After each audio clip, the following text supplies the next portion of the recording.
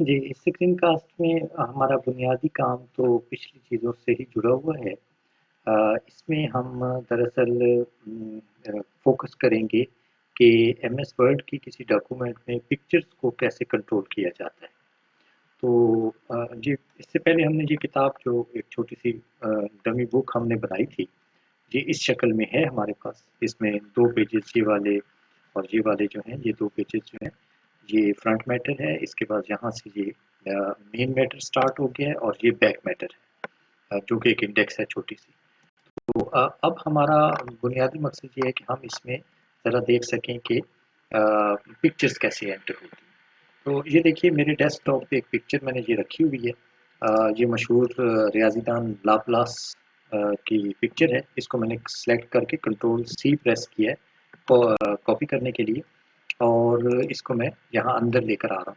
अब देखिए, फ़र्ज़ कीजिए मैं इस पैराग्राफ के अंदर ये यहाँ पर आ जाइए आप। इस पैराग्राफ में इसको कहीं पर लगाना चाहता हूँ।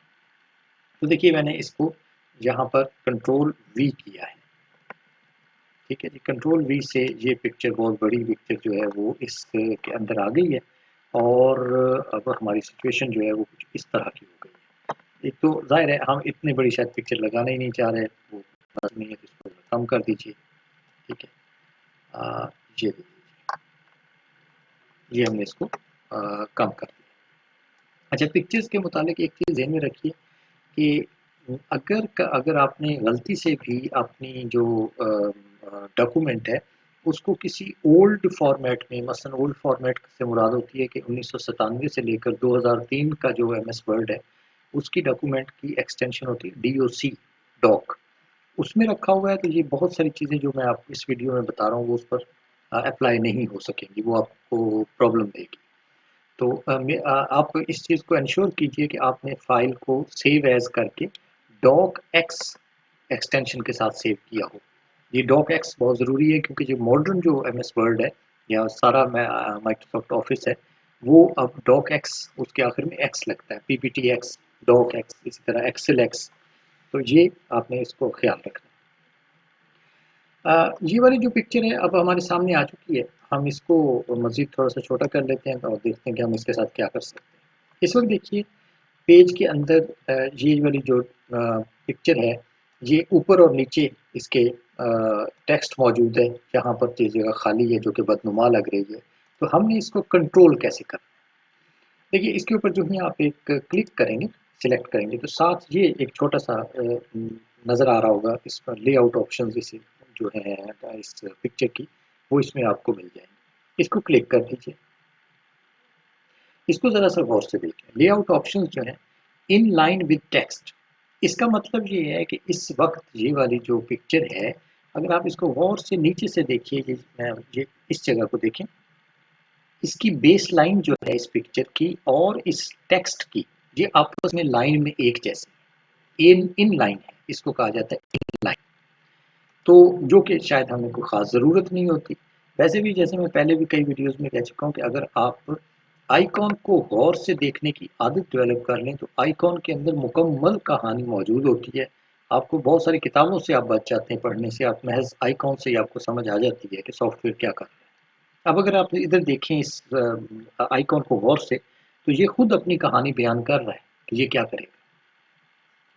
तो हमारा क्योंकि पर्पस जो है वो हम इसको किसी और इससे बेहतर हालत में लाना चाहते हैं। ये देखें, विद टेक्स्ट रैपिंग, यानी टेक्स्ट को इसके गिर्द कैसे लपेटा जाए।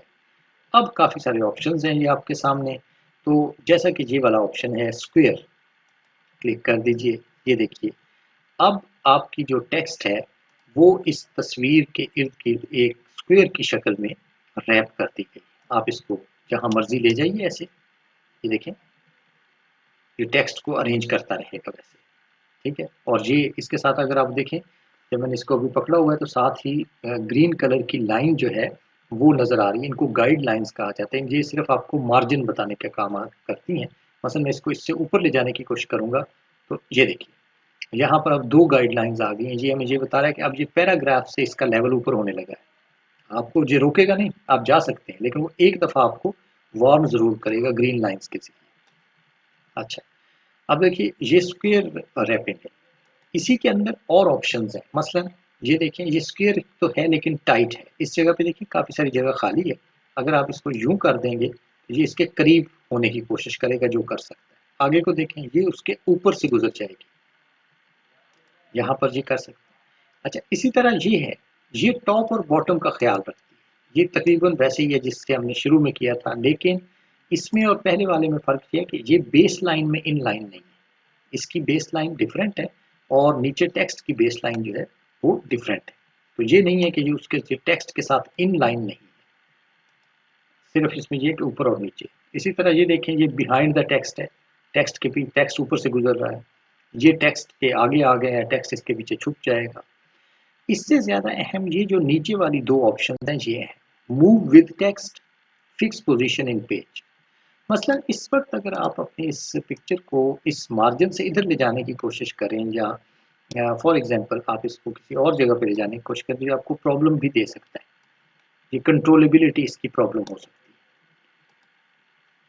अगर आप इसको फिक्स पोजीशन ऑन पेज कर देते हैं तो ये जहां आप इसको छोड़ेंगे ये एन उस जगह पर रुका रहेगा, ये उससे आगे पीछे नहीं होगा। अब ये देखिए, इस वक्त इसके पीछे है, इसको ज़रा सा एक तो स्क्वायर कर लीजिए, और यहाँ अगर मैं इसको छोड़ देता हूँ तो ये पिक्चर कभी भागकर अगले पेज पर नहीं जाएगी, ये उसी पेज पर रुकी रहेगी। लेकिन अगर इसको मैं इसी तरह इसकी जो दूसरी ऑप्शन है वो देख लीजिए, दूसरी ऑप्शन कहती है मूव विद टेक्स्ट, इस आई बटन के साथ इंफॉर्मेशन है, उसको अगर आप इस पर ओवर करेंगे तो आपके सामने आ जाएगा। ये क्या कहता है, allow your project to move object to move on the page as text is added और डिलीटेड।